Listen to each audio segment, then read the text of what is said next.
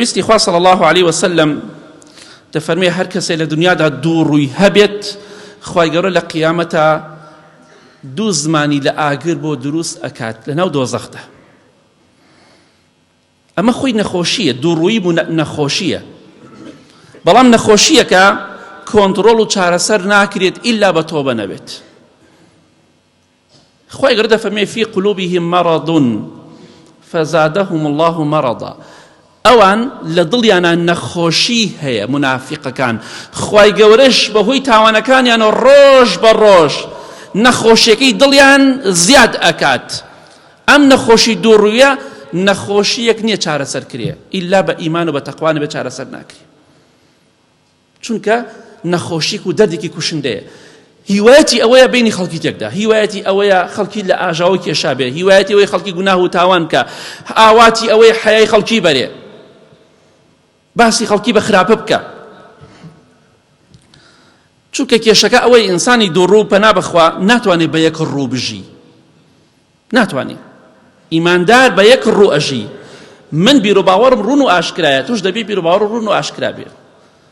دەبێ بزانیت چی بیر و باوەڕێکتە، خەڵکیش بە هەمان شێوە خەڵکی بزانێت تۆ چیت. ئەگەر وانە بێ ئەوە نەخۆشیە، ئینسان حەبلێن بکە. کورد و عەرەب ئەڵێ ئیبن و دەقیقە هەر دەقەی لەسەر شتێک بێ. ئەمە کارەساتە، لە حەبلێن بە هەموو شتێک بکەیت، لە یاری بە هەموو شتێک بکەیت. ئەمە صیفەتی ئینسانی ئیماندار نییە. تۆڵی ئیهدینە الصراط المستەقیم، خۆیە هیدایەتم بدە بۆ ڕێگای ڕاست. ڕێگای ڕاستێک ڕێگایە، بەڵام لە چەپ و ڕاست و هەمووی منافقی دووڕووی تووشە بێت. یەک ڕێگای خوا هەیە، دوو ڕێگا و سێ ڕێگا نییە. یەک ڕوو هەیە بۆ ئیماندار، دوو ڕوو سێ ڕوو نییە. بڕۆ قورئانی پیرۆز بخوێنە بزانە خوای گەورە چەندێ باسی منافقەکە، چەندێ هەڕەشەی گەورەیان لێ دەکات. کەواتە بزانە منافق یعنی چی، صیفەتەکانی لە خۆتا بە دوور کە. بەڕێزم، هەر کەسێک لە ئێمە ئەگەر دۆستمان نەبێ، کەسەکانی دەوروبەرمان منافق و دووڕوو نەبن، خەڵکی چوزانێ خاڵی لاوازی من و تۆ چییە.